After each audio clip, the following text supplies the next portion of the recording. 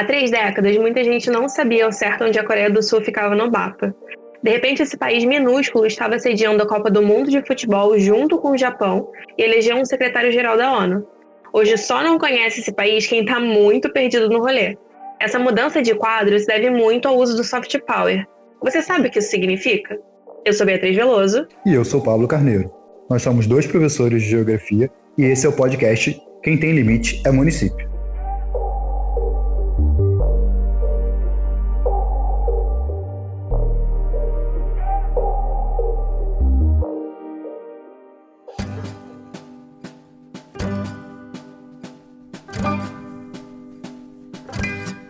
Bia, essa semana a gente colocou soft power no rolo. Fala pra mim, o que é isso e como que a Coreia do Sul vai entrar nessa história? Então, Pablo, eu acho que antes de tudo a gente precisa entender o significado de poder, né?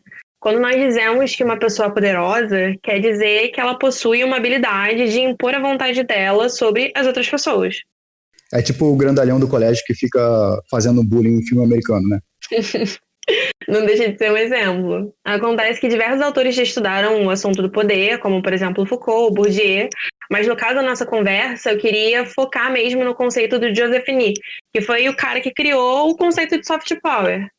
Para ele, o poder é como que você faz para conseguir o que você quer dos outros, e isso pode acontecer basicamente de 3 maneiras diferentes. Através da coerção, que significa o uso da força, através do pagamento, ou então pela persuasão, que significa basicamente um poder de atração, digamos assim. Enquanto ele chama a coerção e o pagamento de hard power, o poder de atração é compreendido como um soft power, como se fosse um poder brando. E aí você vira para mim e pergunta, beleza, mas o que significa isso? Quando a gente fala sobre soft power, a gente está trabalhando com uma ideia de redução de resistência, basicamente. Isso significa que o soft power ele vai facilitar com que os outros possam dar ouvidos ao que você tem a falar. Eles meio que simpatizam com a sua visão de mundo, digamos assim. Deixa eu, só pra ver se eu entendi. Existe uma terceira via, então. É tipo uma Marina Silva. Tem uma terceira uma forma de você conseguir sobreviver esse roubo de merenda sem ser você levar um cascudo, ficar sem a merenda, e aí você pode ficar amigo do grandalhão do colégio. Tem Desculpa. algum exemplo disso? Não, isso que você está falando é basicamente o soft power fazer com que você economize porrete e cenoura, né? Você vai gastar menos dinheiro e você vai continuar sendo influente. E eu acho que provavelmente o maior exemplo atualmente, ou pelo menos da história recente, seja a Guerra Fria. Não tem como negar o impacto que essa Guerra Fria causou no mundo, né? E aí a gente pode citar um monte de coisa, como, por exemplo, o American Way of Life, que talvez você conheça como estilo de vida americano. Sério, para pensar como é que os caras se comportam. Esse foi um modelo que surgiu no pós-guerra, meio que como uma ideia de que era possível alcançar a felicidade através dos bens materiais, através do consumo. Então, esse estilo de vida até que fazia um certo sentido para o período histórico que ele foi criado e tal, para aquecer a economia, tudo mais. Só que, além de continuar muito forte até hoje, ele não ficou só nos Estados Unidos, onde ele foi criado, né? Você deve se lembrar, por exemplo, da política da boa vizinhança entre Vargas e os Estados Unidos. Que era uma forma de tentar mediar isso, né? Como você falou, economizar porrete e cenoura. Tem também o caso do futebol no Brasil, né?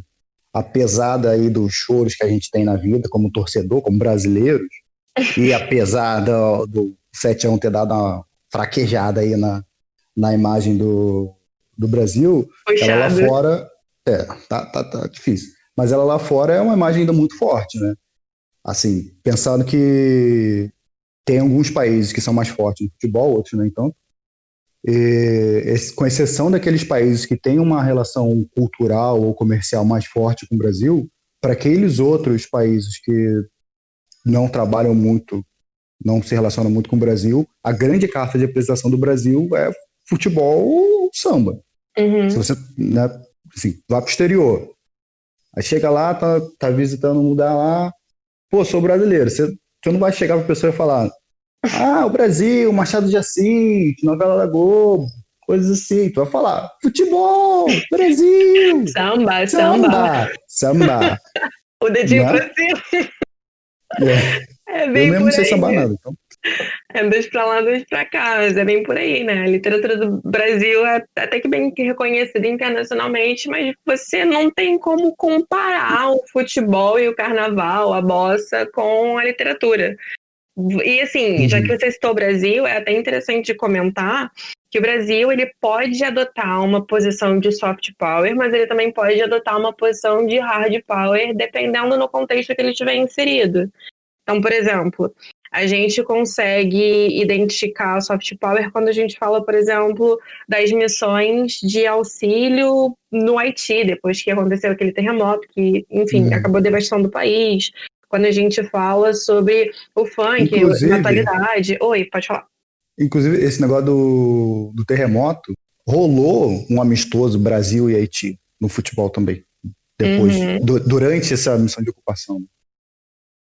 Não, foi super comentado. É comentado, inclusive, até hoje, essas missões de paz que foram feitas pelo Brasil. E da mesma maneira que tem essa história do futebol, do Haiti, da bossa, né, Garota de Ipanema, etc e tal, o Brasil também adota uma postura de hard power. Só que, geralmente, esse hard power do Brasil tem a ver com países que têm um desenvolvimento econômico e tecnológico menor do que o nosso. Porque fica difícil você adotar um posicionamento de porrada e cenoura com os Estados Unidos, que é o país que tem a hegemonia internacional, digamos assim. Então a Uhum. gente vê um hard power do Brasil, por exemplo, no empréstimo de dinheiro para Cuba, para a construção do Porto de Mariel. Então, quando a gente fala, por exemplo, das obras da Odebrecht na América do Sul, no continente africano, a questão de empréstimo de dinheiro no Banco do BRICS, que tem tarifas que são praticadas com juros mais baixos do que pelo FMI, etc. E tal. Uhum. Então, dependendo da situação, ele pode caminhar mais para um lado ou para o outro. É pensar, por exemplo, como o país vai fazer a conversão do soft power como porta de entrada para investimento. É tipo, acho que tinha muito isso no governo Lula. Um exemplo fictício aqui, né? Mas você chegar, vai distribuir camisa da seleção na periferia de Maputo.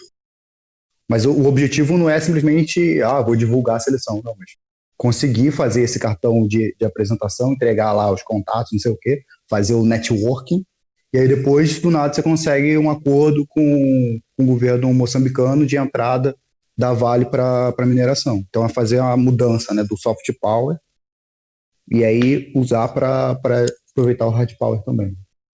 Pois é. É meio que nesse sentido que a gente vê o soft power sul-coreano hoje em dia, né? Esse posicionamento deles girando para o resto do mundo e falando como se fosse um rei, olha pra cá, a gente é cool, ouve só essa música aqui que tá tocando, que foi feita aqui no nosso país. E depois que você vai conhecendo melhor a cultura deles, você meio que acaba entrando num ciclo de consumo sem fim. Enfim, você começa a consumir, procura mais, procura mais, procura mais. Quando você percebe, você já está completamente imersa numa cultura completamente diferente. Isso é muito estratégia da Coreia do Sul.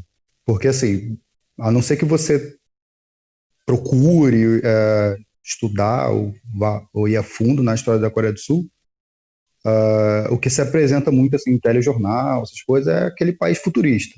Globo Repórter. Chegar no Globo Repórter, nós vamos falar nessa sexta-feira sobre a Coreia do Sul. Esse Tem um, país. tem um episódio da Coreia do Sul no Globo Repórter, eu não sei se você Com já assistiu. certeza! Com certeza, sempre tem. Sempre tem essas paradas da Coreia do Sul. E se bobear, vai reprisar nesse quarentena aí.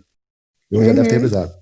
Mas é muito isso, né? A Coreia do Sul aparece sempre como esse país inalcançável, inatingível, um país. E aí é aquela história de sucesso. É quase um herói de filme. Um país que estava arrasado pela guerra, coisa assim, e que construiu a si mesmo em poucas décadas. Acho que isso, inclusive, faz muito parte do soft power deles.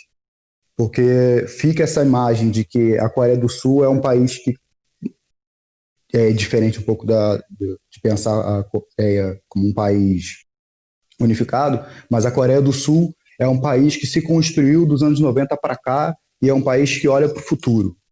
Uhum. Né? Mas aí acho que vale a pena até voltar um pouco para pensar por que chegou nisso. E se a gente parar para pensar e parar para estudar um pouco essa estratégia de soft power na Coreia do Sul, dá para perceber um pouco que acontece muito isso do futurismo, até por uma perspectiva histórico-cultural deles lá. Uhum. Né?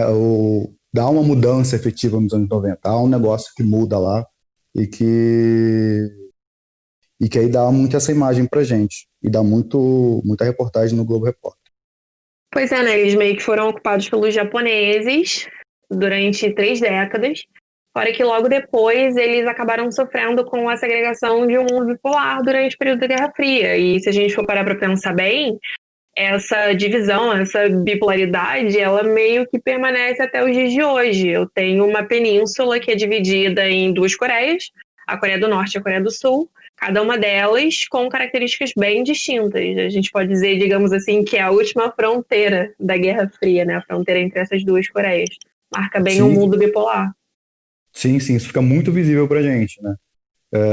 Essa questão das invasões e ocupações da Coreia foi um negócio que marca muito a história deles e tá muito visível e assim, é engraçado porque hoje a gente tem uma visão mais ou menos bem definida sobre as 2 Coreias, Coreia do Norte e Coreia do Sul. A gente pensa numa oposição, uma Coreia é, totalitária e antidemocrática, atrasada, e uma outra Coreia democrática, bem Uhum. desenvolvida e tal. Isso é bom até para o discurso da Guerra Fria. Para quem quer incentivar essa bipolaridade ainda hoje, isso é uma ótima propaganda. Olha como É essa uma Coreia é bem narrativa, né? desenvolvida. É uma narrativa e há defensores dessa narrativa. Não Uhum. estou defendendo ela aqui não, só que as pessoas usam. Mas só que se a gente olhar lá para o início dessa divisão entre Coreia do Norte e Coreia do Sul, nos anos 60 não existia isso. Uhum. Né? Primeiro porque a Coreia do Norte era um país cercado de aliados muito poderosos. Ela tinha a União Soviética, ela tinha a China, que Faz por fronteira, mais que inclusive, com naquela a China, né? faz fronteira com a China justamente, por mais que a China naquele momento não fosse a potência que ela é hoje, ainda assim era um grande país em questão econômica, né? E a União Soviética nem se fala. Então a Coreia do Norte ela estava bem, o quintal dela estava muito bem servido, enquanto que a Coreia do Sul era um país que estava completamente arrasado pela guerra, ainda que tivesse aliados ali próximos e ainda que fosse aliado dos Estados Unidos no contexto do mundo bipolar, ela estava bem atrás da Coreia do Norte. E o pior é que, na verdade, enfim, para contradizer toda essa narrativa que é utilizada hoje, a Coreia do Sul ela vai passar por um processo de um regime autoritário que dura quase 30 anos. E que Então, muita gente nem sabia que existiu, né? justamente, porque a gente não fala isso direito na escola. A Coreia do Sul não é tema de aula, a não ser para você falar sobre Tigres tigres asiáticos. asiáticos, né? Ou para você falar de Guerra Fria, justamente, falar isso que a gente falou, sobre Coreia do Norte e Coreia do Sul. Então ela entra em sala nessas 2 coisas. Fora isso, para você discutir realmente política de desenvolvimento e tal, isso fica muito restrito e muito restrito a tigres asiáticos. Uhum. Às vezes é uma aula que entra até como se fosse uma sub-aula de Japão. Japão e Uhum. tigres asiáticos. Né?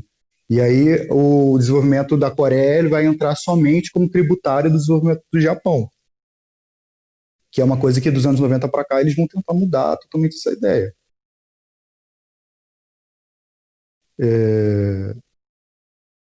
Mas nesse contexto, era um país que não, não se destacava. É um país que, no mapa mundial, assim, na discussão das potências e coisas assim, é um país totalmente inexistente. Uhum. E aí vai até, acho que uma coisa que contribui um pouco para o fato da ditadura sul-coreana ser muito controversa, é porque ao mesmo tempo que eles vão ficar 30 anos nesse processo de regime ditatorial, mudando líderes, mas ainda assim quase 30 anos nesse processo, vai ser esse mesmo regime ditatorial que vai promover toda a política de desenvolvimento econômico industrial baseado na exportação. Entendi.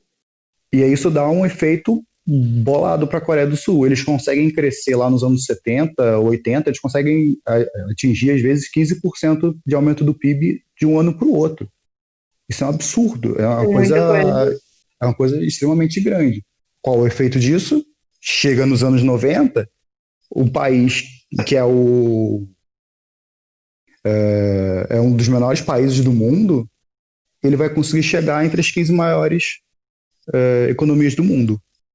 Ele é quase que uma ilha, né? Porque se a gente for parar para pensar, a fronteira ao norte, que dá para a Coreia do Norte, Não conta. enfim, ela não conta muito, porque os dois países, eles, enfim, aí acabam numa situação de instabilidade política muito grande, e todo o resto da Coreia do Sul é cercado de água. Eles ficam na É, ponta de uma península. Eles ficam é. literalmente isolados, né? E é engraçado essa parada que você falou da ilha, porque se você pegasse qualquer mapa, exceto o mapa político, se você pegar mapa de desenvolvimento humano, IDH, mapa de luzes ligadas à noite, mapa de não sei o que, todo mapa, tá lá a Coreia do Uhum, Norte inexistente, não há sim. dados. Isso, inclusive, foi uma questão da prova dos meus alunos da primeira série, inclusive, se alguém estiver ouvindo aí, vocês vão lembrar muito bem dessa questão. Enfim, prova preto e branco, já é complicado de se enxergar. Aí me vem um No- mapa ali daquele pedacinho ali da Ásia, um pedaço muito escuro, outro pedaço todo colorido. Os alunos acharam que era um mapa de noite, eu juro por Deus. Alguns alunos simplesmente não conseguiram entender o que aquele mapa representava. é, A foto foi tirada de noite, a Coreia do Norte está desligada por causa da ditadura. É assim, alguns deles até começaram a se encaminhar, mas assim, enfim, é muito diferente quando não você entrou nem compara. na cabeça, não entrou da cabeça da galera, né, que podia existir uma diferença tão grande. É, Mas, e aí é curioso comparar anos 60 e anos 90. São dois países que invertem muito de lugar e geram esse problema todo que hoje em dia a gente está acostumado. Mas isso é uma virada de jogo que acontece nos anos 90. A Coreia acontece nos anos 90 não, mas assim, em decorrência do desenvolvimento dos anos 60, 70, 80, né, vai fazer a Coreia do Sul fazer essa virada de mesa. Porque justamente nos anos 90 você tem a dissolução da União Soviética, então sim. Coreia do Norte perde um dos maiores aliados. Ainda que nos anos 90 também a China vai deslanchar economicamente, o contexto para os países socialistas é completamente diferente A China, do que a era China antes. já tinha se afastado da União Soviética. Até interessante de Sim, comentar, porque eu não sei se todo mundo que está ouvindo sabe. Elas se aliaram em meados da década de 40, se eu não me engano, em 49, que aconteceu a Revolução Chinesa, mas logo isso. depois o Mao Tse Tung acaba cortando os laços com a União Soviética, não dura muito tempo. Então, na década de Uhum. 60, por exemplo, eles já estavam afastados, por mais que eles compartilhassem algumas ideias da ideologia, enfim, que eles acreditavam como corretas, as alterações dos secretários da União Soviética fizeram essa rachadinha ali do Mao Tse Tung da China com os soviéticos. E, inclusive, essa rachada vai acabar influenciando no desenvolvimento chinês ao longo das décadas. Uhum. Acabou tomando um caminho diferente, digamos assim. E leva a China que é hoje. A Coreia Sim. não estava nem aí. A Coreia, o lance é se alguém quiser dar um negócio pra gente, a gente está aceitando. Coreia do Norte, no caso. E aí ninguém mais deu muita coisa pra eles. Mas a Coreia do Sul, ela não vai ser tão influenciada por isso, né? Enquanto a Coreia do Norte, ela tenta fazer essa comunicação com os aliados dela e vai perdendo isso ao longo das décadas, sobretudo por problemas internos mesmo. Mas a Coreia do Sul, ela vai seguir na balada com isso tudo. E, e aí, nos anos 90 eles param para pensar e jogam as cartas lá na mesa. Peraí, quem somos nós agora nos anos 90? Somos um país plenamente industrializado, temos grandes multinacionais concorrendo no mercado, são, são líderes em várias das tecnologias que eles produziam, eles sabiam o que eles já faziam. Eles tinham alcançado um bom índice de desenvolvimento humano. Eles Uhum. tinham conseguido suprir o básico. Então, se lá nos anos 60 o vagabundo estava passando fome, agora nos anos 90 eles estavam com uma economia muito bem estruturada. Então, eles Sim. tiveram que parar e pensar. E agora? E agora, José? O que a gente vai fazer para o futuro? E aí eles conseguem visualizar, né, vislumbrar bem uma perspectiva para eles. E aí eles vão em cima de quatro pilares, né, eles vão tentar planejar esse futuro. E a partir, sobretudo, de políticas públicas, o apoio das chaebols, que são as grandes multinacionais deles. Sim. Eles vão fazer um forte incentivo à concorrência entre essas empresas, não só as chaebols, mas também as empresas novas. E, aproveitando também uma alta densidade populacional que eles têm na península, porque é um país que cresceu muito em população, mas o território deles é muito pequeno. E, em questão de tamanho de país, eles são 104º A tamanho. extensão territorial é pequena e também o relevo é bem acidentado, né? Então a distribuição populacional fica mais complicada. É um país extremamente urbano também, tem um negócio desse, acho que 90% da população é urbana. É um país extremamente urbano. A gente não ouve falar assim tanto das cidades sul-coreanas, para quem não está muito dentro do negócio. Para quem está, vai saber aí, Busan e outras cidades, Incheon e tal. Mas para quem não está muito dentro da discussão, não vai estar ciente disso. Mas é um país extremamente urbanizado. E isso favoreceu a eles a adoção de algumas políticas nesse sentido. Então eles vão aproveitar tudo isso e vão pensar na Coreia do futuro. Aí define, a Coreia do futuro tem que ser uma Coreia conectada. Highlander. Eles param lá nos anos 90 e pensam. Eles não pensam assim, o que a gente vai... vamos focar no time que está ganhando. Não, eles param e pensam. A tecnologia do futuro, o mundo do futuro é um mundo globalizado. Então a gente tem que melhorar, a gente tem que fazer um pulo do gato na nossa indústria para deixar de ser só essa indústria pesada, de manufatureira, e passar a ser essa indústria de alta tecnologia. Então eles pegam esses 4 pilares deles e focam em capacitação dos jovens, porque a capacitação é o que vai permitir que eles tenham mão de obra qualificada para a construção dessa indústria nova do futuro, que vai ser a indústria de comunicação e informação, e ao mesmo tempo eles vão planejar uma super infraestrutura de comunicação no país. Tanto que um dos projetos que começa em 1995, chega nos anos 2000, eles estão com uma infraestrutura de banda larga instalada no país inteiro. Na Coreia do Sul, porque se você chora de Brasil. Não é? Na Coreia do Sul, se você está no campo, você consegue 50 megas por segundo de conexão no celular. Isso é coisa pra caramba. Se você procurar no... Obviamente isso impacta todo mundo fica surpreso com isso. Se você procurar no YouTube, facilmente. Tem um que eu vi de uma repórter canadense, e aí eles comparando o Canadá com a Coreia do Sul, e no maior sentido assim, tipo, o Canadá tá atrasado. A gente aqui no Brasil virar e falar o Brasil tá atrasado, a gente já sabe. Tá atrasado aí com um monte de gente. Agora os canadenses... Canadá, né? Oi? Agora virar pro Canadá, um país envolvido. Justamente. Aí os canadenses estavam reclamando, não, o Canadá tá atrasado em relação à Coreia do Sul. Aí tem a repórter lá, ela vai no centro de uma cidade no Canadá, não lembro agora qual era, se era Toronto, enfim, não lembro. E mede lá a conexão do celular. Aí deu acho que 8 megas por segundo. Aí ela foi pro interior da Coreia do Sul. Aí deu 50 megabytes por segundo. Aí tipo... Mijada. Tá, né? Mas isso, e esse vídeo era recente, claro, mas isso era um projeto que eles desenvolveram lá nos anos 90. E aí é óbvio que, chegando nos dias de hoje, a Coreia do Sul é o país onde as pessoas mais consomem internet no mundo, que mais utilizam, que tem a banda larga mais rápida. Isso vai ser super importante, principalmente se a gente for parar para pensar que hoje em dia o mundo ele é globalizado, ele é todo conectado.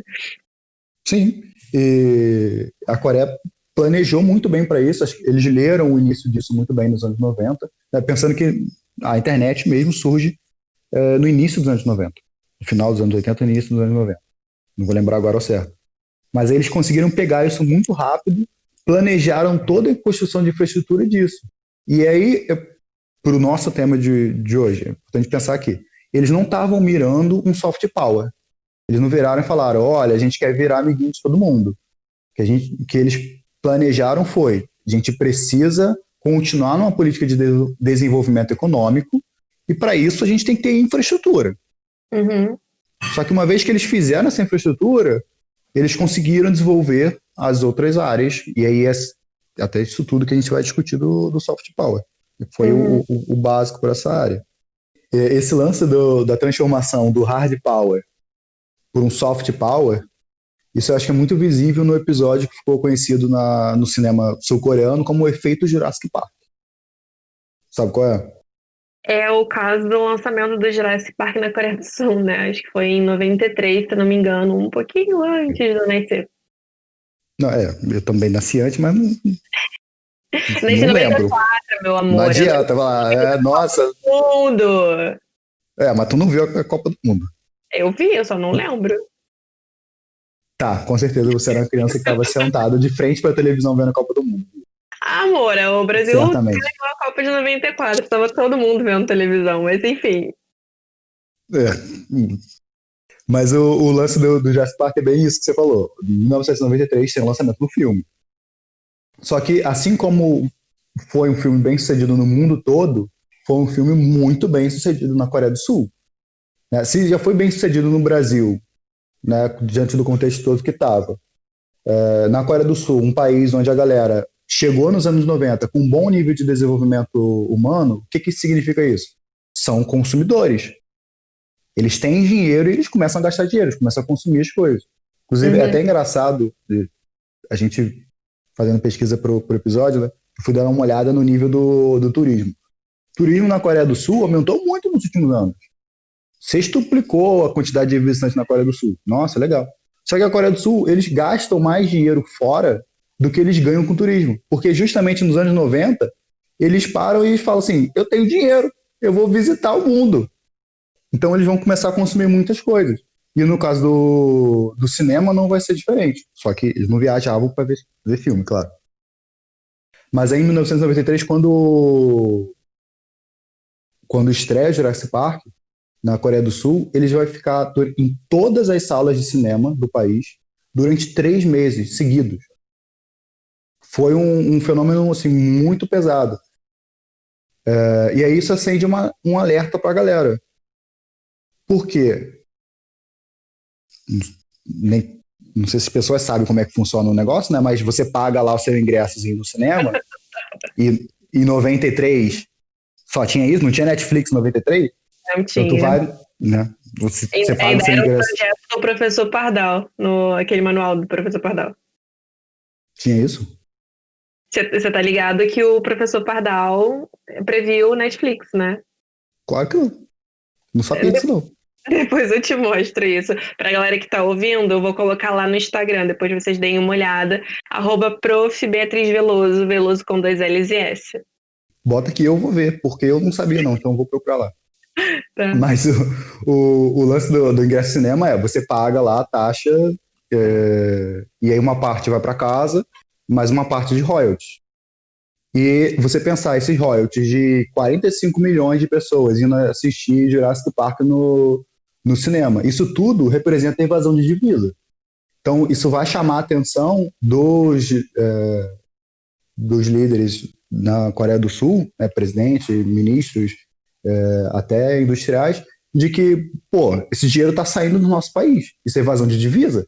Porque a gente tem que pagar, obviamente, esse royalty, porque a galera assistiu, curtiu o Jurassic Park, ficou com medo do dinossauro, e coisa assim. E isso sai muito dinheiro da Coreia do Sul.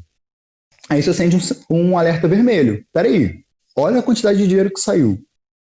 Tanto que o episódio ficou conhecido porque tem registros oficiais do ministro acho que foi o ministro da Comunicação, não vou lembrar agora qual foi, mas ele manda uma carta pro presidente e fala, cara, a venda de ingressos, a evasão de divisas desse único filme, Jurassic Park, representa 1,5 milhão de carros que a Hyundai vende. Se a gente for comparar com hoje a Hyundai vende 4,5 milhões de carros anualmente. Isso era um terço das vendas da Hyundai. Da venda de hoje, né? Então isso isso acende esse alerta vermelho. A gente precisa mudar isso aí. Isso meio que foi um tapa na cara da galera da Coreia do Sul. É como se fosse um ponto de virada que acabou servindo para eles repensarem o que eles estavam fazendo com o cenário audiovisual nacional. Por que as obras estrangeiras estavam fazendo tanto sucesso por lá? E por que o cinema nacional da Coreia do Sul estava totalmente eclipsado? Eles meio que não tinham força nenhuma, né, para competir. Isso tem muita influência do contexto histórico que enfim, que a gente tinha acabado de comentar. Justamente, aquele lance do regime ditatorial, autoritário, que a gente tinha falado antes, na própria Coreia do Sul. Tipo isso. E, assim, só pensar na produção limitada da época da invasão dos japoneses. Os caras ficaram 3 décadas lá. Ou então, se a gente for parar para pensar no período de escassez dos recursos, quando a gente fala da Guerra das Coreias e como isso acabou impactando nos anos seguintes. Aí você deve estar pensando, beleza, com o cessar-fogo que aconteceu, o armistício de Panmunjom entre as duas Coreias, agora que o cinema vai ganhar aquele fôlego. E aí vira pra você e fala assim, não, né, pensou errado, otário. Veio a ditadura e junto com ela uma série de políticas que acabaram minando a produção audiovisual local. Como se, em toda a ditadura, obviamente, não existisse liberdade de expressão. Os filmes críticos ao regime, né, do regime, eles eram censurados, ou então qualquer filme que fizesse referência ao que eles imaginavam que era o mal, que ia contra a ideologia deles, como, por exemplo, o comunismo. Os filmes comunistas, ou que faziam alusão ao comunismo, iam pelo mesmo caminho, repressão. Então, isso acaba tirando tesão dos diretores e também afasta muito a população da realidade de uma sala de cinema. Foi só com os anos 90 que esse quadro começou a dar uma mudada. Aí veio esse negócio do Jurassic Park, né? Mano, os dinossauros estavam rendendo mais do que a indústria de carro. Tipo assim, era um número grande demais pra ser ignorado. E aí eles pensaram, beleza, bora investir nessa parada aí também, né? Então, quando eu digo que o estímulo à produção... Enfim, quando a gente fala sobre o estímulo de produção, nem sempre o Estado, e eu tô falando Estado com E maiúsculo, Estado-nação, precisa ser o indutor desse rolê todo. Não é só gastando dinheiro que ele pode acabar intervindo, sabe? Existem alguns outros meios, como, por exemplo, incentivos fiscais, como prática de regulamentação.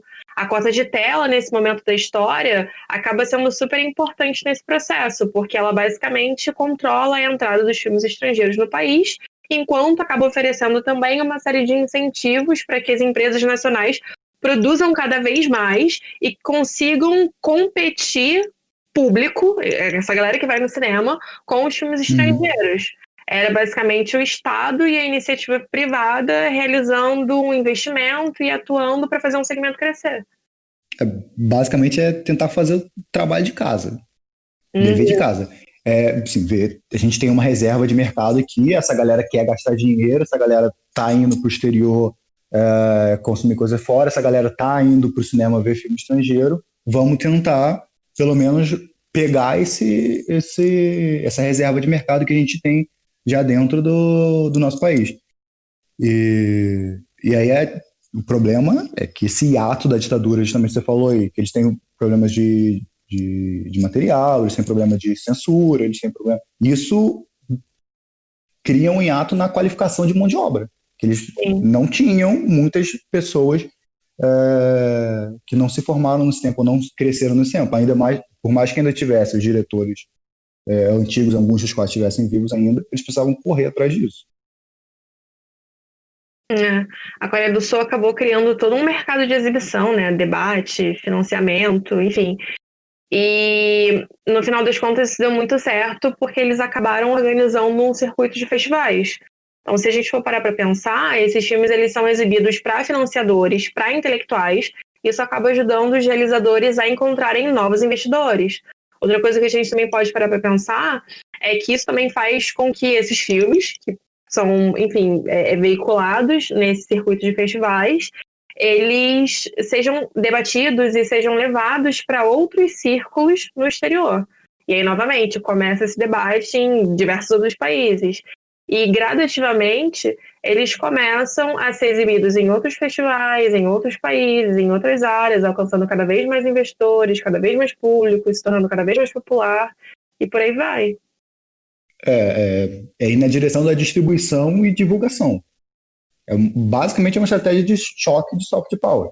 É pensar que, beleza, estou produzindo aqui, mercado interno, coisas assim, mas isso precisa de alguma forma atingir os outros mercados. E é o grande problema que a gente vê nisso aí, assim como os filmes brasileiros também, por aí vai. Você tem que entrar num outro mercado. Você tem que conseguir passar, atravessar, fazer a estratégia de atravessar uma barreira de um soft power do mundo ocidental. Então, a Coreia, se ela quer expandir mercado, Coreia do Sul, não adianta ficar ali no mercado leste asiático, coisas assim. Eles têm que arrumar um jeito de atravessar essa barreira para conseguir conquistar mercado consumidor no mundo ocidental. Mas eu acho interessante da gente comentar que não é como se eles acabassem com a influência ocidental, porque Hollywood ainda continua sendo Hollywood, né? Então, assim, ao meu ver, ao invés de atravessar, eles meio que se juntam à influência dessa galera e aí, gradativamente, vai começando a nivelar. Sim, não é uma derrota no sentido de, exterminou, ninguém mais vai ver cinema americano. Não, não é isso. É uma ideia de, pelo menos, disputar páreo a páreo ali, quem vai ficar com a medalha de ouro, quem vai ficar com a medalha de prata, coisas dessas. E é cinema, né? Uhum. A gente não tá falando assim, eu vou... Só porque o cara ganhou o Oscar, aí agora eu só vou ver filme coreano. Não vou mais ver filme americano. Não é isso. Tu vai no cinema. Eu vou continuar assistindo Barraca do Beijo no Netflix, mas eu também vou assistir Parasita. Exatamente. O problema é pra você, otário, que é consumidor. Você agora vai ter que pagar 2 ingressos. Tu vai ver o filme americano e tu vai ver o filme coreano. Tu vai ver as duas coisas. O engraçado é que mesmo sem assistir o filme, você já ouviu falar desse episódio do Parasita ganhando Oscar como melhor filme. E, para quem não sabe, ele foi dirigido pelo Bong Joon-ho, né? Você deve já ter ouvido falar alguma coisa sobre ele. Nem que seja uma releitura hollywoodiana das histórias do cara, como, por exemplo, aquela série do Netflix que tá fazendo um puta sucesso, que é o Expresso da Manhã. Mano, o cara venceu o Oscar no ano passado. A galera, com 6. certeza... Não, meu irmão... Com certeza, se você pode não saber pronunciar o nome dele, às vezes você não sabe nem qual que é o nome do cara, mas você viu com certeza uma foto que ele tirou pegando as estatuetas do Oscar e colocando as 2 estatuetas pra beijar, igual eu fazia com Barbie Ken quando eu era criança, tá ligado? O cara é super carismático e é como se ele virasse pro mundo e falasse assim, olha só, eu fiz um filme aqui, vamos ver no que deu. Virou fenômeno total. O cara virou o Neymar do cinema coreano. Tipo isso. Todo mundo conhece ele. É como você falou, você pode não saber falar o nome dele, mas tu sabe que é aquele cara lá que tava com os 2 Oscars e um beijando o outro. É bom lembrar só que ele não é o único que vai fazer isso.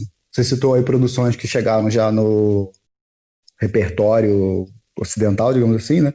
Mas o Bong Joon-ho, se é assim que fala, aí ó, mostrando que eu também não sei direito não, mas o lance é que ele vai conseguir entrar nesse mercado ocidental, alguns outros diretores vão conseguir entrar, ele não é o primeiro que faz isso, ele só é o cara que chegou, chutou a porta do teatro lá do Oscar e ganhou 6 Oscars, ele levou pra casa, falou, isso é meu, e dane-se.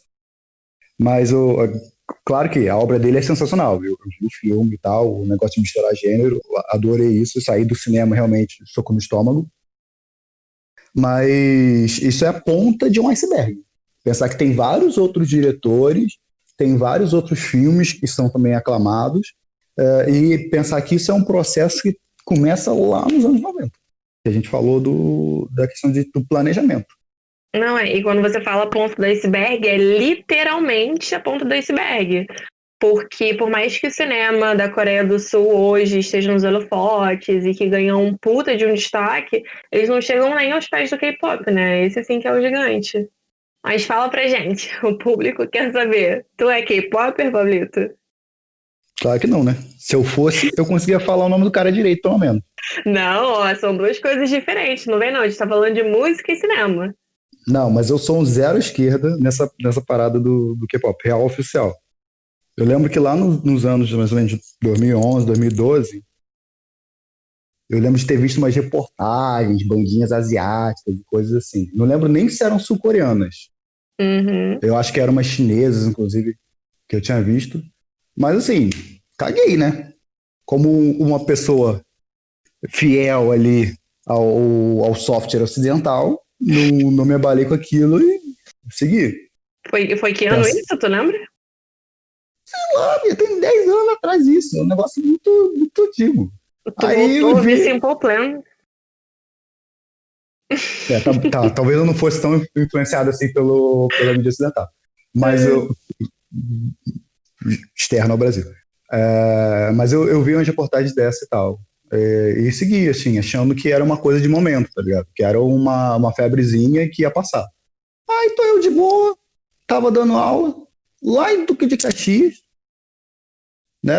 O, margem do Rio de Janeiro, uma escola pública ainda. Então, assim, você pensar que é uma galera totalmente. Não totalmente, mas assim, uma galera que não tá no eixo central, né? Há limitações e coisas assim. Aí eu fui introduzir as aulas do bimestre, cheguei, ó. A gente está chegando agora, vai entrar, começar a trabalhar a Ásia, né? Geografia regional, e esse bimestre a gente vai começar a discutir coisas sobre a Ásia. Aí uma aluna, do nada, super animada, professor, então, a Ásia é legal, a gente vai falar sobre Coreia, K-pop e tal. Aí eu parei, olhei pra cara dela, véi, que viagem é essa, véi? Que é isso de K-pop? Eu nunca ouvi falar disso. Soar-me, professor. Não, sei lá, não sabia nem o que era. Aí eu desconversei lá, falei, não sei o que, Ásia, pá, Coreia, fala de Coreia, tigres asiáticos, óbvio, só ia falar isso. Aí depois que eu fui dar uma olhada, falei, aquele negócio da bandinha asiática. Claro, fui ver agora, vi que já tem um tempo, né, mas eu na hora, a menina falou isso, eu falei, que? Depois, hoje em dia eu paro pra pensar, eu olho pra trás e falo, como é que essa menina sabe disso? Assim, você sabe que você foi cancelado no primeiro episódio desse podcast, de chamar de bandinha. Não, eu fui cancelado já por essa menina, lá atrás. Eu tô totalmente cancelado. A minha história não foi muito diferente da sua, não, né? Eu tive o primeiro contato com o K-pop em 2010, 2011. Foi na Já é casa de uma... menos vergonhosa que a minha. Foi diferente, digamos assim. Meu primeiro contato foi ele para 2010, 2011. Eu fui, enfim, visitar uma amiga na casa dela.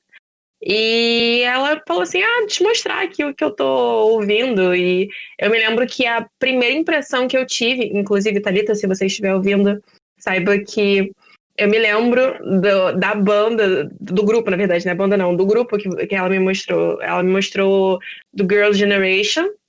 E o A que me menção saltou... rosa Thalita aí, Thalita fazendo conteúdo Hat, pra gente. Thalita Hat, Thalita. Enfim, eu me lembro que a primeira coisa que veio na minha cabeça é que, enfim, elas dançavam muito, tinha uma coreografia, e isso de coreografia sempre me chamou muita atenção, e que eram muitas meninas, e assim, muita gente que eu nunca tinha visto na vida dançando, e eu não conseguia, assim, o primeiro contato, identificar quem era quem. Enfim, diferente, a língua não me foi muito atrativa naquele momento, eu, enfim, procurei uma música ou outra, acabou morrendo, entrou no esquecimento. Até que a minha cunhada começou a me introduzir gradativamente nesse mundo enfim, do K-pop, né? A minha cunhada é fã no nível dela ter estourado uma corda vocal no show do BTS que teve em São Paulo. Ela ficou um mês sem falar. E juro por Deus, a Mariane é muito louca pelo BTS. E aí, nessa de passar os finais de semana junto com ela, enfim, na casa dos pais do Vinícius, ela foi me mostrando, mostra uma música aqui, outra música dali, me mostra um joguinho de Guitar Hero do BTS, outro que tem as músicas do Red Velvet, e aí eu vou decorando a música, ou pelo menos o ritmo, pra apertar as teclas certas. Aí vou numa turma, tem uma aluna que tá lá com um casaco, arma, então um estojo, comenta alguma coisa, eles ficam assim, que isso, professora? A senhora é K-pop? A senhora conhece? Chocado. Eles ficam chocados, porque eu sei uma coisinha ou Eu fico outra. chocado. Não, eu sei uma coisinha ou outra. É literalmente um submundo. São camadas e camadas e camadas de conhecimento e eu tô ali na superfície. Eu não me considero uma K-popper porque eu sei muito pouco. Mas vira e mexe. Tô tomando banho, tô penteando o cabelo e vem do nada na minha cabeça. Blackpink in your area. Enfim. Como assim, gente? É o iniciozinho das músicas dela. Depois eu vou mostrar pra vocês. Você foi infectada pelo vírus coreano, sul-coreano. Eu fui. Vira e mexe, assim, eu fico resmungando umas coisinhas, uns trechos que com certeza não estou falando certo, que eu não sei direito o que eu estou falando, reproduzo os trechos em inglês, que eu estou um pouco mais acostumada, mas ele está no meu subconsciente. Quando eu menos espero, ele volta. Pensar que isso faz parte justamente dessa ideia do soft power, né? É tipo, você tem os dois sistemas operacionais instalados no seu HD, né? Aí tá lá um sistema operacional funcionando e do nada entra o sul-coreano, dá aquela desestabilizada no sinal, rádio pirata, né? Mas isso acontece na gente. Mas enfim, você sabe, assim, enfim, para quem não me conhece, eu sou o tipo de pessoa que entra no YouTube e chega nos vídeos que os meus amigos olham para mim e falam: Beatriz, como que você parou aí? Resposta: não sei, mas eu consumo uns conteúdos, sim, muito diversos no YouTube. E muito diversos, nossa senhora. Nessas andanças, né, entre um vídeo e outro, eu acabei esbarrando num canal de 2 meninos que são filhos de sul-coreanos. Eles estavam contando de onde que surgiu essa música popular coreana que a gente conhece hoje em dia, que a gente chama de K-pop. É música popular coreana, por isso o K-pop, né? Enfim, se a gente... Beatriz também é cultura. Eles estavam comentando que a influência dessa música popular que a gente conhece hoje vem lá da época da ocupação japonesa. Então, desse período da ocupação japonesa, acabou surgindo um gênero musical chamado trote. Não sei se eu estou pronunciando correto, mas enfim. Cancela a Beatriz também. Essa aí, ó, cancelem ela. Esse trote, ele deu uma digievoluída com o passar dos anos, com a alteração da sociedade, enfim, quadro histórico, e acabou se tornando o que a gente conhece hoje em dia, né? Mas, obviamente, que o K-pop que a gente conhece hoje não era o mesmo K-pop da década de 90.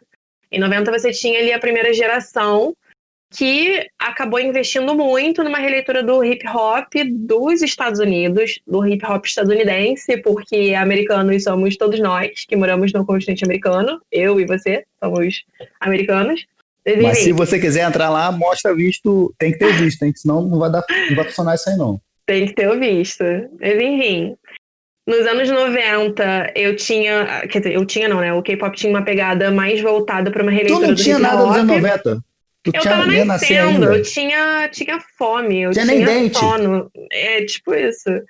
Enfim, nos anos 2000 já deu uma mudada, né? Essa projeção da música popular deu uma escalonada nos termos globais. E aí que surge a expressão Hallyu, que significa onda coreana. Os 10 primeiros anos desses anos 2000, inclusive quando eu comecei a ser introduzida nesse mundo, a gente percebe essa onda coreana.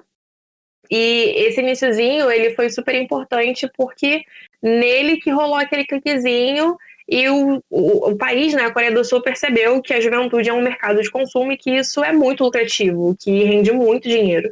A chave virou total.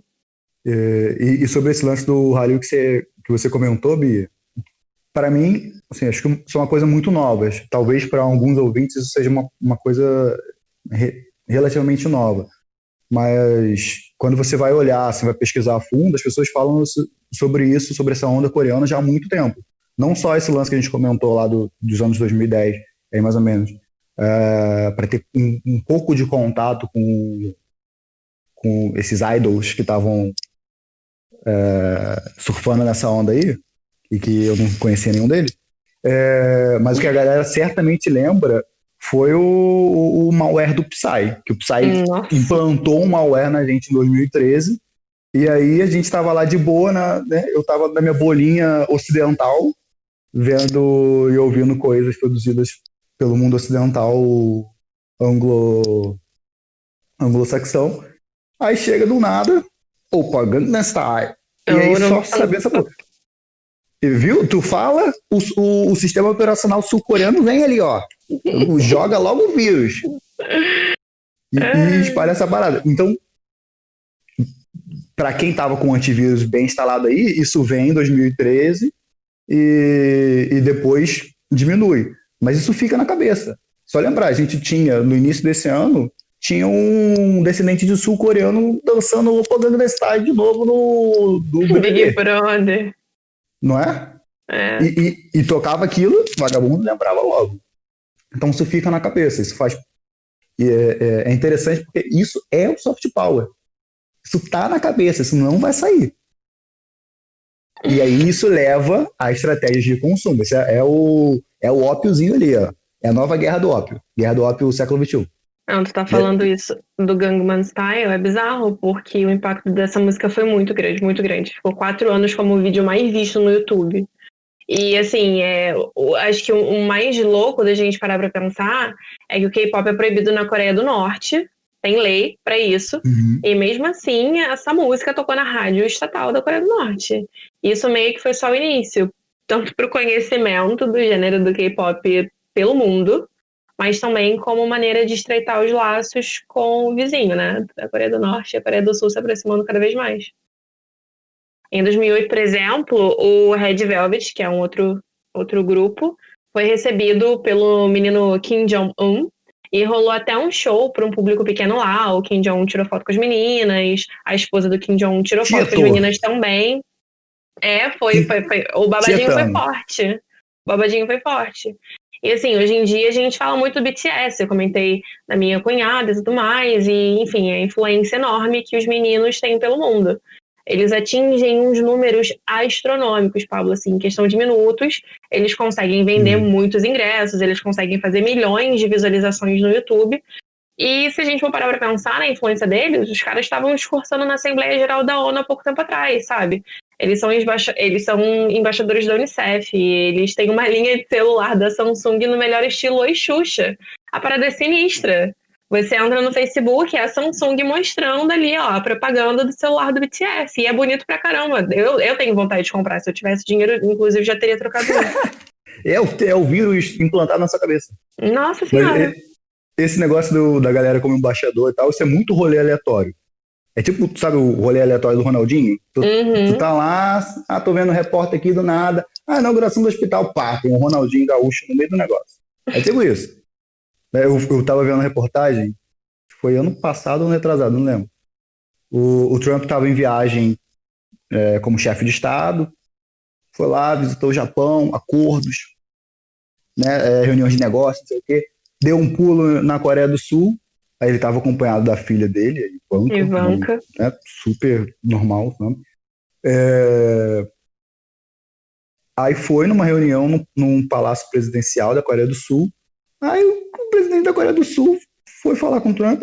Eu sei que a sua filha é uma grande admiradora da Exxon, então eles estão aqui para recebê-la. Tipo... Com o CDzinho na mão. Com o CD. Aí o cara tá lá, e vai lá, aperta a mão do peruca loura. Ô, presidente, não sei o que. Só isso. Então, a gente fica meio perdido nisso. É estranho. Não faz sentido ter uma banda dentro de um evento formal e tal. Uma banda não, idols. Aprendi isso aí. Idols. Ter idols apertando a mão do presidente dos Estados Unidos. Não faz muito sentido dentro de um evento formal de chefe de Estado, coisa assim. Mas pensar que isso é o cartão de apresentação dos caras aqui, ó. Isso aqui, aprende isso aqui. E isso tá na cabeça da Ivanka. Imagina, a Ivanka tá lá, herdeira dos Estados Unidos, e tá lá tocando Exxon na cabeça dela. Isso aconteceu aqui no Brasil. Eu acho que você não vai lembrar, porque, enfim, você não gostava de RBD, mas acho que foi no aniversário de 50 ou de 60 anos de Brasília, não me lembro bem, mas eu era jovem. A RBD veio pro Brasil. Tu ainda é jovem. Eu era mais jovem, eu era adolescentezinha. Tu conhece K-pop é jovem. Pablo, foca. A RBD veio pro Brasil para comemorar o aniversário de Brasília. Eles fizeram um show de graça lá. Eu não sei se você viu foto deles do lado do Lula. O Lula com uma guitarra, fazendo o símbolo com o dedo, língua pra fora. E, tipo assim, todo mundo... Você não conhece essa foto? Não. Bota lá naquele negócio que falou também. Vou Tu falou botar que no vai botar aí. Instagram, vou Bota botar no aí. Instagram também. Gente, essa foto é maravilhosa. É o soft power que a gente está comentando. É a mesma coisa. O Trump chegar na Coreia do Sul e ser recebido pelo EXO. O RBD chegar aqui e tirar foto com o presidente e a primeira-dama. É sensacional essa foto. É. Enfim, no final das contas, esse investimento todo que eles fazem, essa movimentação de dinheiro, ela não veio do nada, né? Se a gente for parar para pensar, tem um treinamento muito grande, muito intenso, uma questão de perfeccionismo, assim, muito acentuada, muita grana investindo, uma cobrança absurda. E até interessante a gente comentar, por exemplo, que tem a situação dos trainees. Eu não sei se vocês sabem, aqui no Brasil a gente fala muito de trainee quando a gente pensa em alguém que está para se formar numa faculdade e está visando um cargo de liderança, um cargo enfim, uma grande empresa. Lá na Coreia do Sul, você tem trainees, só que para o quadro de música popular, do K-pop. Então, assim, existem alguns adolescentes, algumas crianças que são contratadas por agências de entretenimento com 10 anos, com 13 anos, e desde muito novas, elas são literalmente moldadas, elas são treinadas para se tornarem grandes ídolos. E quando eu falo Uhum. moldadas, é moldadas real, oficial. Desde muito novas, elas malham, desde muito novas, elas têm músicas que cantam para afinar a voz, elas começam a aprender diversas línguas visando uma carreira internacional. Se a gente for parar para pensar, eles têm muitas vezes aulas de atuação. É um investimento muito grande. E é um É um negócio investimento. bem, Oi, pode falar, desculpa. é um negócio bem cultural, né? Aquele lance do pali-pali, que eles têm, é uma expressão aparentemente que é super conhecida, mas que é o negócio da cultura deles do hurry, hurry, o rápido, rápido. Então, pensar de que é uma concorrência, eles são sempre uma concorrência interna com os outros sul-coreanos, de tentar sempre crescer e não tem tempo para esperar nessas coisas. Então, isso que você está falando. As crianças elas vão cada vez mais novas, sendo, de certa forma, coagidas ou impulsionadas a entrar nessa forma e falar: ó, você tem que bombar. E você tem que bombar não só na carreira que você está mirando quando você se tornar adolescente e adulto, mas tem que continuar estudando e tirando boas notas também, porque tem toda essa questão Ah, educacional da Coreia do Sul. que é E, muito obviamente, valorizada e onde. extremamente. Ah, Assim, não é um investimento que essas agências façam. Ah, vou colocar o dinheiro aqui, se não der nada, não deu nada. Não.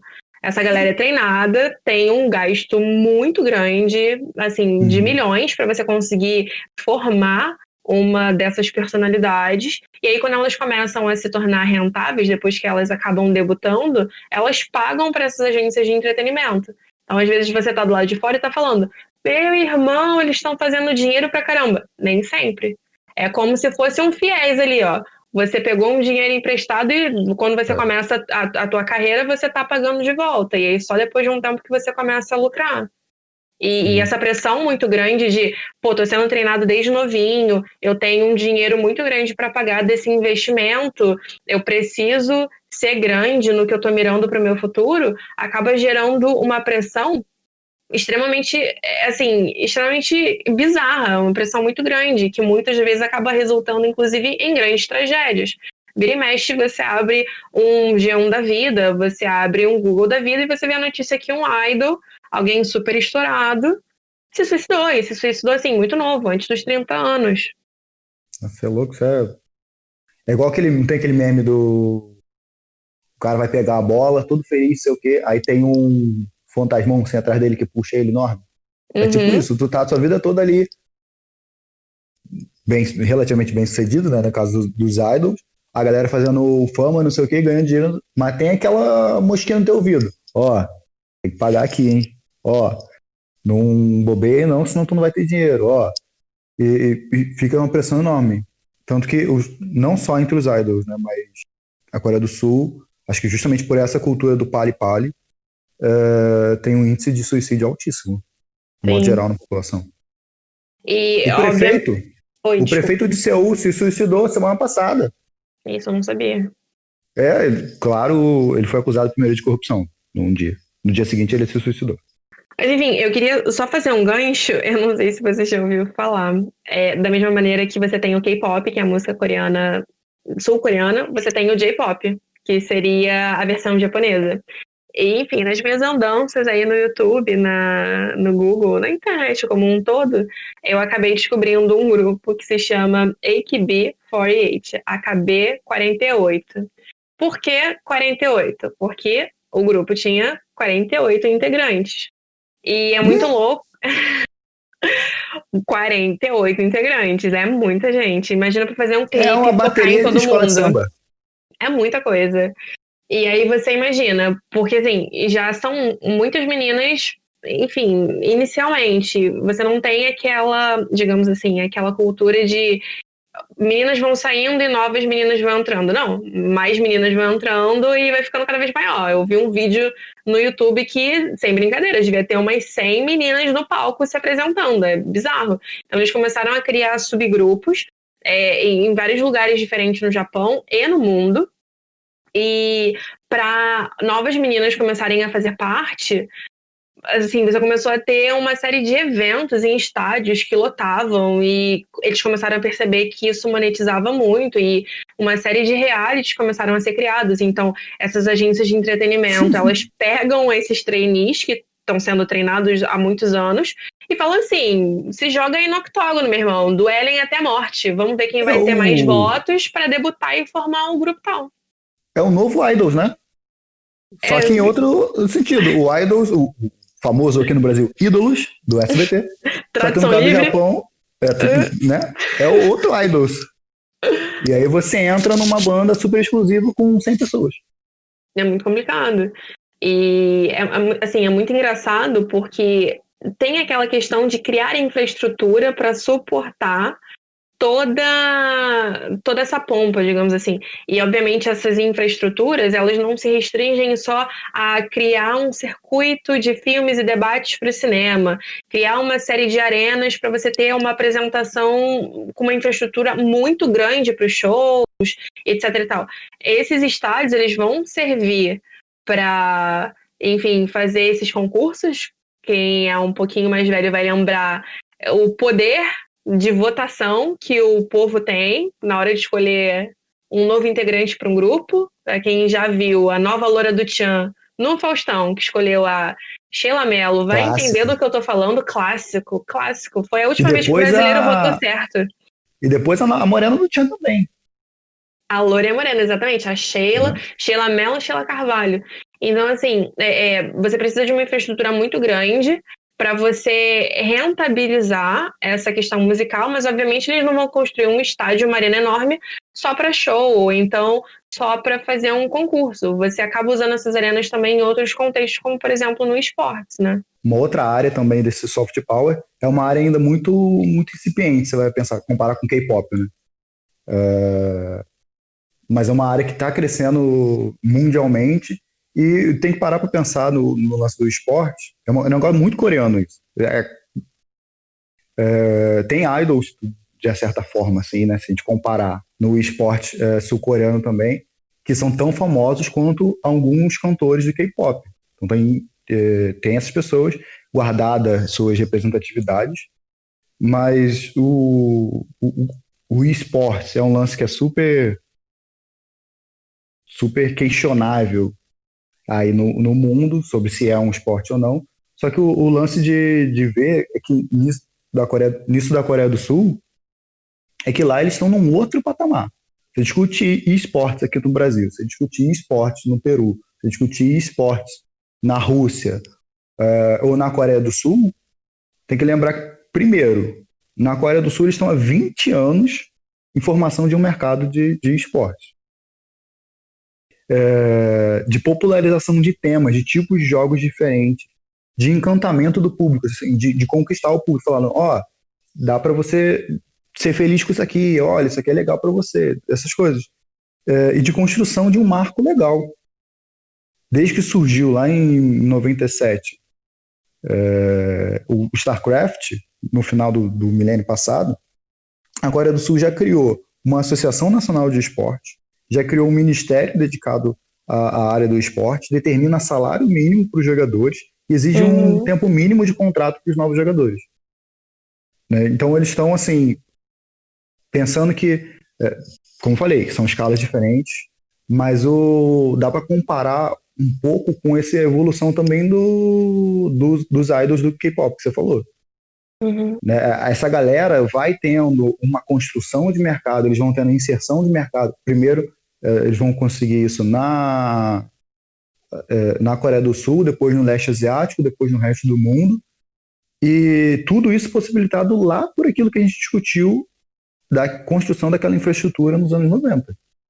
Esse lance das arenas é bem real, assim. Eles criam estruturas próprias para isso, que são estruturas enormes, para exibição de shows, para exibição de jogos de competição, porque são duas coisas que são febre na Coreia do Sul. Né? Se a gente para pensar em esporte fora da Coreia do Sul, é um outro contexto. Mas na Coreia do Sul é um espaço que é uma prática que é muito bem consolidada.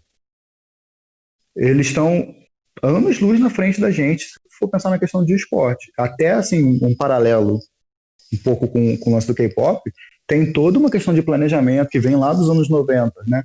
De planejamento, de treinamento dessas pessoas. Assim como no K-pop os idols, eles começam muito cedo para os jogos eletrônicos, as crianças também começam muito cedo a jogar. Uhum. Com 20 anos, assim, o jogador profissional tá lá no topo, não sei o quê. Mas logo depois o cara já se aposenta. Então, assim como como os idols, eles ficam até uma idade, os jogadores de esportes, eles se aposentam muito cedo. E aí, às vezes, continuam no ramo como comentaristas ou coisas assim, mas não como jogadores em si. É um negócio que é até muito mais precoce do que outros esportes físicos, né? Futebol, vôlei, handebol, coisas assim. Você Então, sabe por quê? Tem uma ideia? eu não tenho certeza. Acho que tem duas coisas que pesam muito aí, diferente do que as pessoas pensam, ou às vezes até por não ter contato mesmo. Mas no esporte tem uma questão de você ter uma velocidade de resposta para aqueles estímulos do jogo muito rápido. Tem que ter uma destreza muito grande ali, tanto nas mãos, quanto interpretar aquela informação que está chegando para você. É um negócio absurdo. Eu jogo alguns jogos, alguns que foram competitivos. Eu não consigo jogar nada disso. Nossa, eu acompanho com o Vinícius o canal do Leão e da Nilce. Enfim, Uhum. a gente consome todos os canais deles. E tem um canal que ele faz gameplay de um jogo. Você talvez saiba qual o jogo é. É um jogo muito colorido, que é um time com muitas pessoas contra outro. E aí Ah, tem bomba e tem Overwatch. gente. Nossa senhora, tem gente voando. Eu não sei quem é quem. Eu olho pra tela, mas Então, movimentos. isso é um negócio absurdo, que você tem que ter ali uma percepção muito aguçada. Eu jogo essas coisas, mas assim, diversão. Porque na hora ali, do pé capá, eu não entendi nada, ó. Aperta o botãozinho aqui, ó, e vai. Só que esses caras, eles conseguem ter um raciocínio muito grande em relação a isso, e eles precisam ter isso, né? Senão, se o cara erra aquilo ali, se ele não consegue mais perceber e conseguir diferenciar aqueles 10 personagens que estão na tela, acabou pra ele. Ele vai Se matar o o cara vai errado, né? jogar, se o cara vai jogar outros jogos, por exemplo, de estratégia em tempo real, o cara ele precisa comandar 100, 200 unidades, eles têm um monte de botões do teclado para poder apertar. Um jogador de esportes, ele pode apertar 300, ele pode dar 300 cliques por minuto. Isso é um negócio absurdo. Eu, quando jogava e conseguia 80, gente, eu me sentia o herói. E os caras conseguem 300 por minuto. Isso é um negócio absurdo. É o Então, Fordismo isso, dos jogos, né? eu não sei nem como é que a pessoa tem capacidade para raciocinar sobre isso. É um negócio que para mim parece automático, de tão rápido que é. Uhum. Então isso contribui para que eles se aposentem cedo. E tem a outra questão que a gente já falou do pali-pali. Porque não é só o jogador que está na área, é o jogador que está chegando. Então, ao mesmo tempo que esse cara aqui que está com 22 anos, ele é bom, e ele é muito bom, surge um moleque de 15 anos que é melhor que ele. É o Do novo nada, Neymar.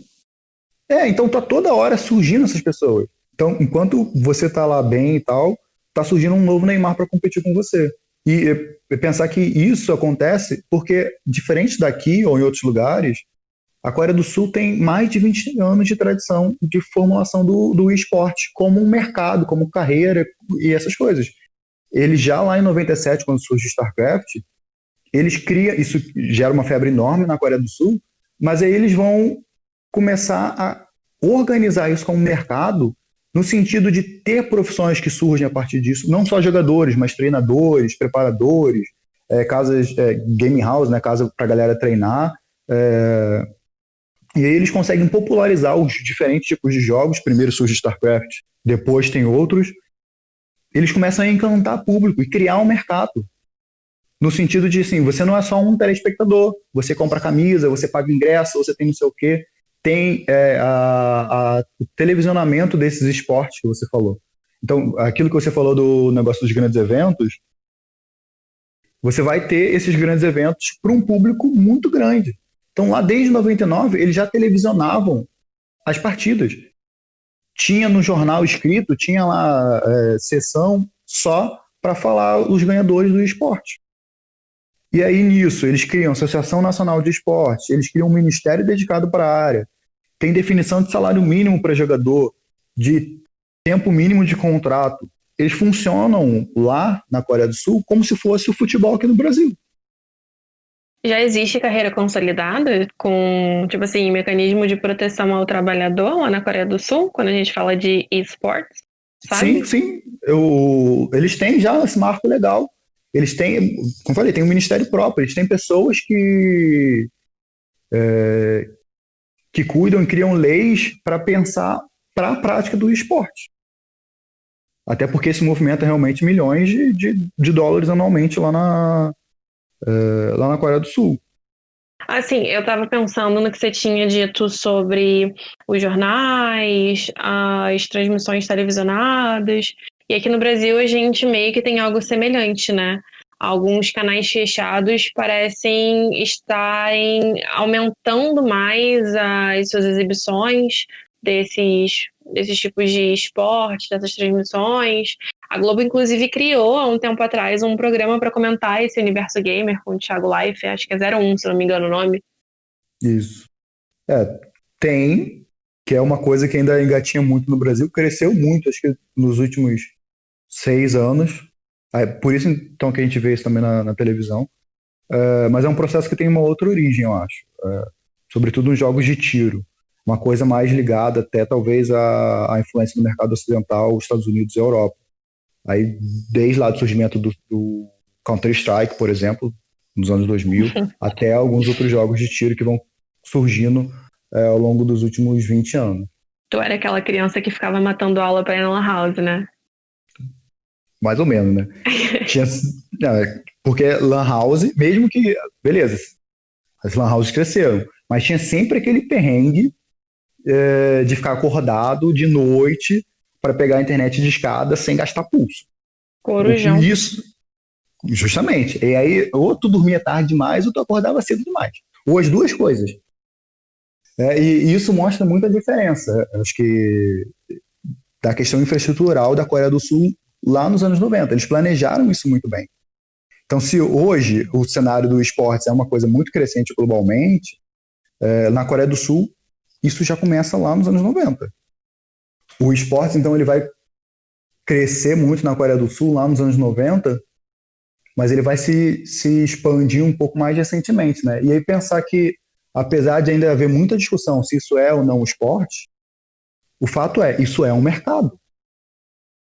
Isso é um mercado novo. A diferença, acho que grande em relação ao K-pop, e aí pra galera que me cancelou aí, desculpa aí, mas o lance uma diferença grande o K-pop, essa galera ganhou reconhecimento mundial numa área que já estava estabelecida, que é a área da música. Eles apresentam uma coisa nova, um ritmo novo, eles têm um charme diferente, mas eles vão competir com outros músicos que já estão consolidados no mercado. Isso é uma tarefa muito difícil. E eles conseguiram e foram bem-sucedidos nessa área, assim como o cinema também. O Bong Joon-ho, ele compete com pessoas que já estão estabelecidas na área e ganha jogando na casa dos Estados Unidos. Agora, no esportes, é um cenário um pouco diferente, porque é um mercado novo. é uma indústria de entretenimento que ainda não estava estabelecida. Então, ela tem uma capacidade de expansão fenomenal. É um negócio que só vai crescendo, vai absorvendo investimentos e pode ir crescendo independente de oscilação no sistema. Então, assim, você tem crise econômica, não sei o quê. Mas o mercado do esporte está crescendo. Você investe, você espera esse retorno. E aí surge dois tipos de investimento, sobretudo. Você tem a galera que quer abastecer uma demanda, então vê assim, tem mercado consumidor, então eu posso criar novos jogos para essa área. E você tem para aproveitar essa fatia de mercado, e você tem uma galera que pensa em, não, vou montar os times para poder fazer, para poder disputar e para poder ganhar como patrocínio mesmo. Né? E aí, se você tem uma empresa que trabalha na área de informação e comunicação, você vai investir, você vai tentar criar algum jogo, você vai criar uma estrutura para essa área para você poder entrar no esporte. Até porque a Coreia do Sul é o segundo país que mais consome em jogos per capita. Só perde para o Japão, que é um outro gigante. Uhum.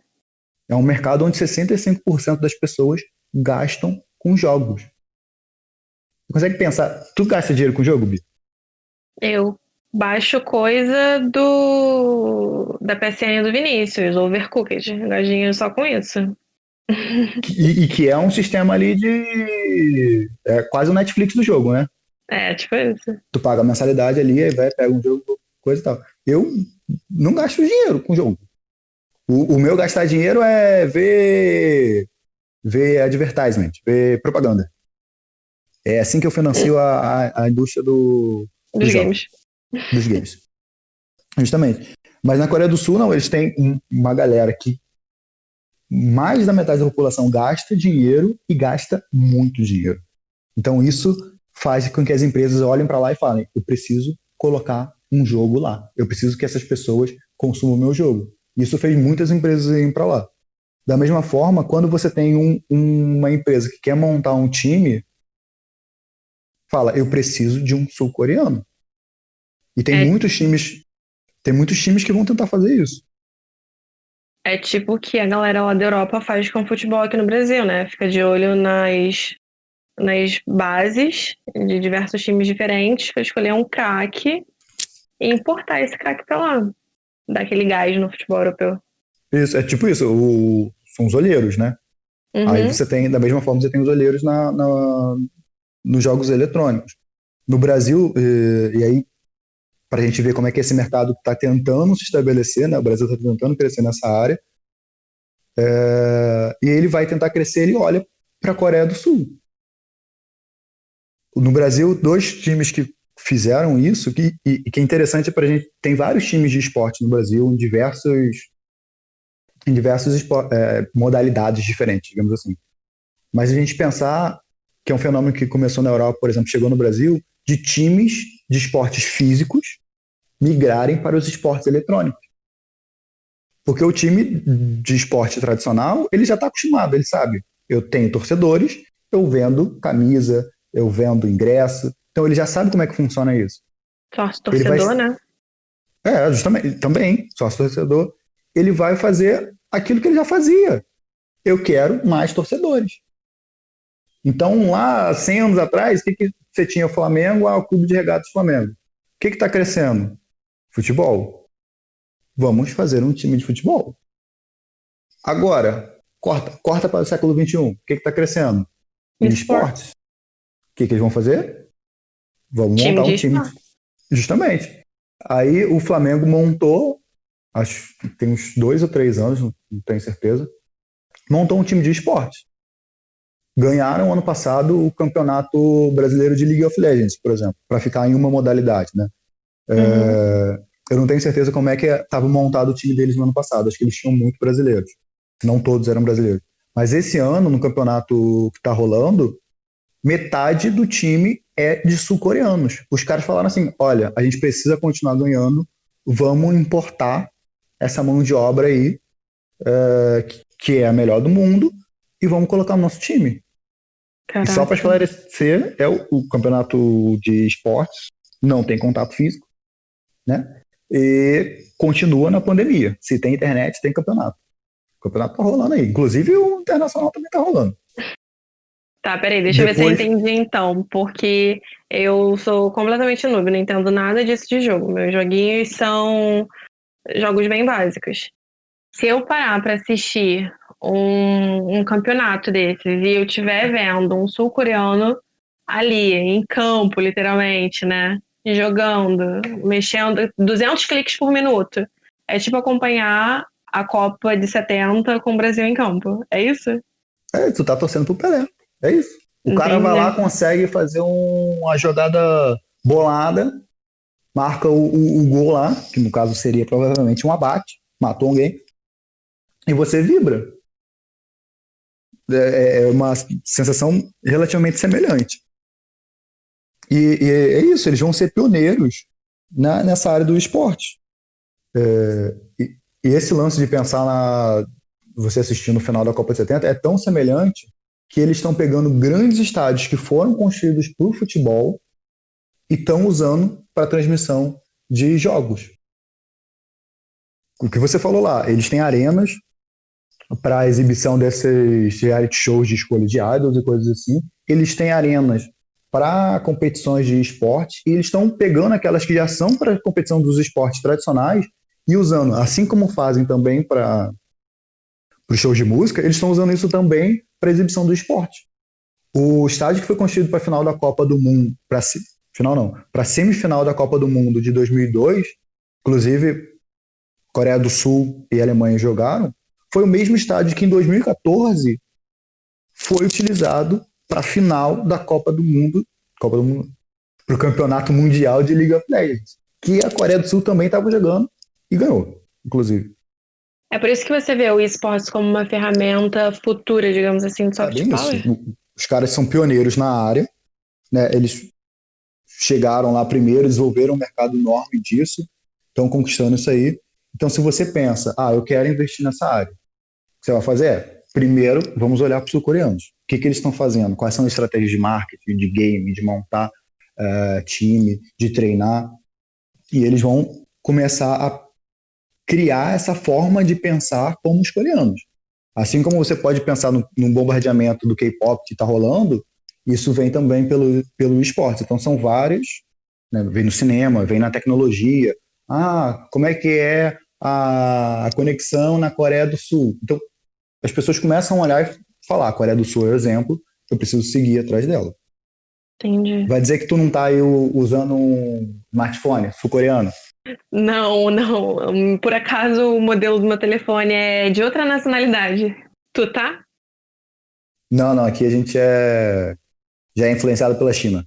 Ah, É a mesma parte do continente, mas é outro país. bem, aí já é outro episódio, né? Uma discussão muito mais longa, mas que até tem algumas semelhanças relativamente grandes quando esse assunto é o soft power, como dispositivo, digamos assim. Demais. Dá até para planejar um crossover aí, discutir. Às vezes até essa competição China-Coreia do Sul. Mas aí vai ficar 3 horas falando aqui. Aí não dá. Né? Né? Tá na hora de pegar o caminho da roça e, né, já falei demais aí de esporte, inclusive. Desculpa aí. Mas antes eu queria deixar. Era bom a gente deixar umas propostas aí de indicações culturais. Pra gente poder finalizar isso aí. Não precisa, Uhum. né, nem tanto assim sobre fechado no assunto que a gente disse, mas às vezes até tangenciando um pouco, eu queria sugerir um filme do Jack Chan, eu sei que todo mundo conhece Jack Chan e tal, questão dos talismãs lá dos animais, Jack Chan animado, mas pensar o Jack Chan lá atrás. Como é que era o Jack Chan na produção de audiovisual lá em Hong Kong? Né, alguns dos filmes antigos dele, não sei se a galera conhece e tal. Mas um filme que eu gostaria de recomendar é um filme de 1982 chamado Projeto China, que é interessante para ver o gênero clássico, gênero de cinema clássico, que é forte inspiração do leste asiático de modo geral. Você pensando não só Hong Kong, mas a Coreia do Sul, Japão, eles vão se inspirar muito no cinema de gênero. E no mesmo tempo, assim, vendo o filme, dá para perceber muito como é que eles lidavam com a ocupação não, com a administração britânica, né, do protetorado de Hong Kong. Então é interessante ver um pouco essa relação que isso aparece nos filmes, e eu acho muito engraçado ver o filme do Jack Chan mesmo. Então eu recomendo que as pessoas assistam, para quem tiver interesse aí. O que você recomenda, Bia?